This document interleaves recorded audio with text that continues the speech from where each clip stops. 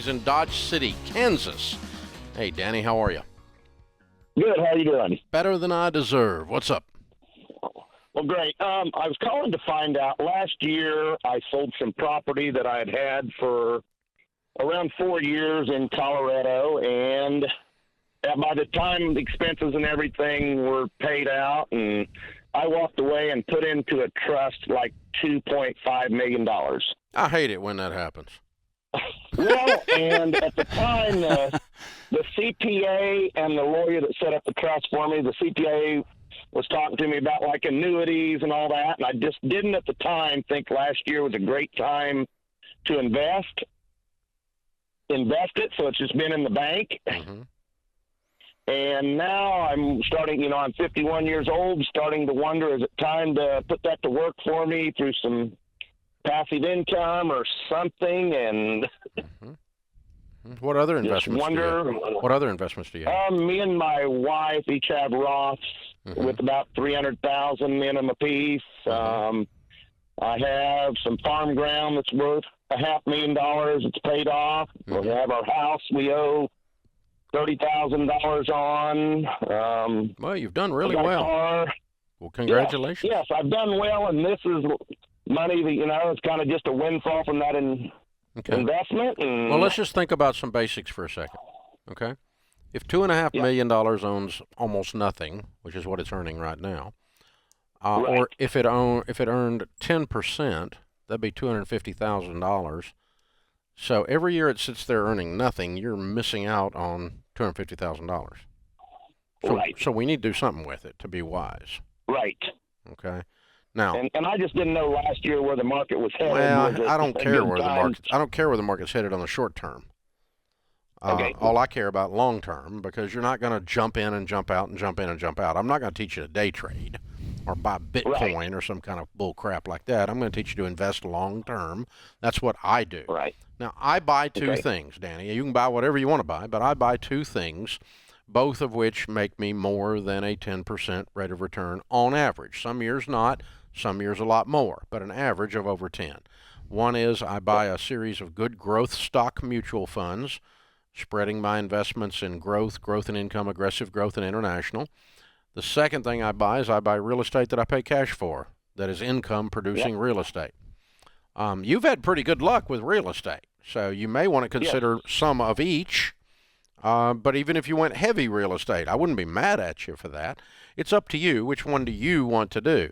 But you need to put this in, go buy you a nice little office warehouse or a strip center or an office building or something that's producing, a couple $100,000 a year for your $2 million investment here. That kind of a thing.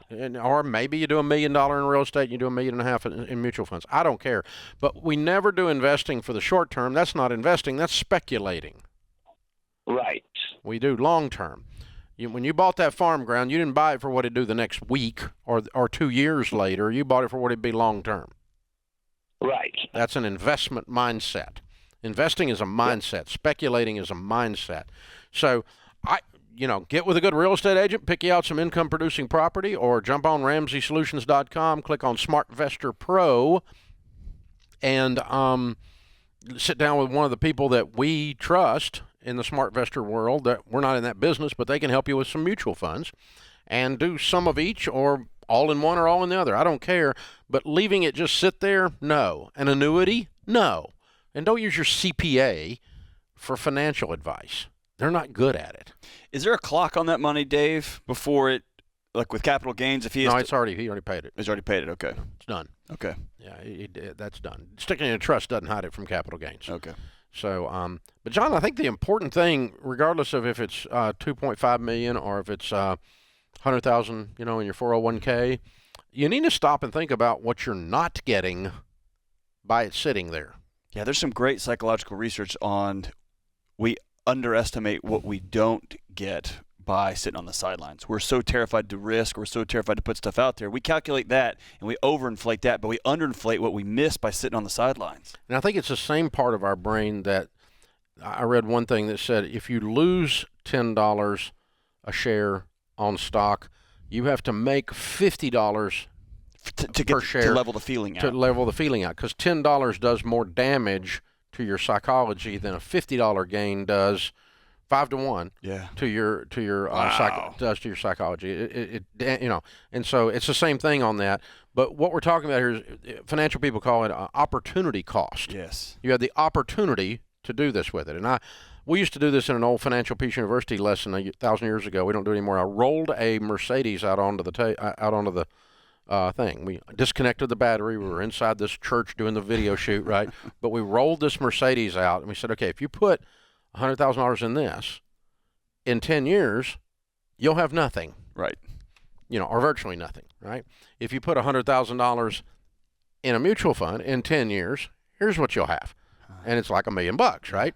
And so so even if the market was half of that, just by parking it, you're losing out on 6 figures. Yeah, so if you put it in the wrong thing and it goes down like a car, or you consume it, or you do nothing, or it sits making 0.25% in a savings account, you're missing the upside. So by putting the money in the Mercedes, you miss the opportunity to having invested.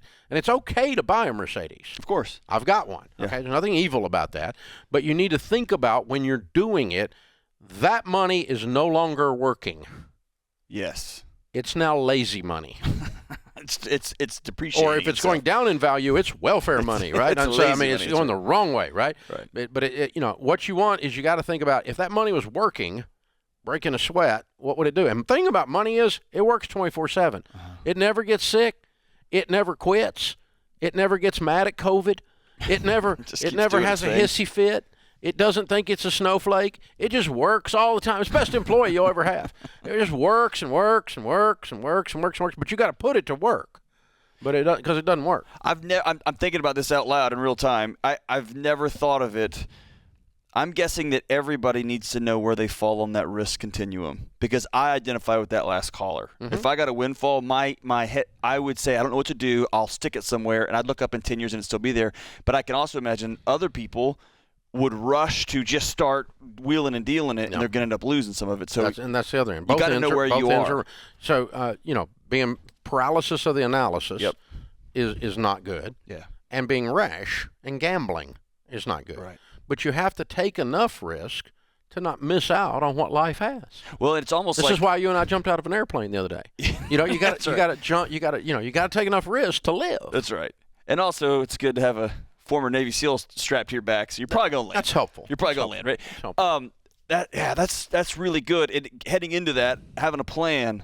Man, having a plan is everything. I think about all the training guys in the military will do, so that when they hit a chaotic situation, it just goes to rote. I'm going to do this, and then this, and then this, and then this. Yeah, it goes to muscle memory. Right. It's so autopilot. If I live with the little stuff, when I get a $2.5 million windfall or $25,000 or whatever that is, I already have the game plan for what we're going to do with that money. And we were just hanging with some SEAL guys the other day, and they were telling us the same thing. It's not really when you hit chaos or if you hit chaos. It's just when. It will. That's right. And so if you've done the training, your brain is ready. You go into autopilot when stuff goes sideways. That's right. Not exactly the way they said it, but yeah, when things go sideways, right? And so but that's what separates folks, right? I'm trained. But it's the same thing's true with money. Okay, so yes, you should not throw money around in something just because somebody said to. You need to understand what you put the money in. That may take a hot minute. Right. But it doesn't take 5 years. Right. And it doesn't take, I took a call in the early days of the show. This guy had like $20,000 in rolls and buried in his backyard in a coffee can. And he's like, so what do you think of that? And I said, I think you're losing $2,000 a year. How long has it been back there? 10 years. I said, you've lost more than the money in the can. And you ought to go check the money in the can, because paper money doesn't do real well in moisture. It might be gone by now. So, you could have risk, buddy. It's called rust. And worms. Yeah. And neighbors with a metal detector. So.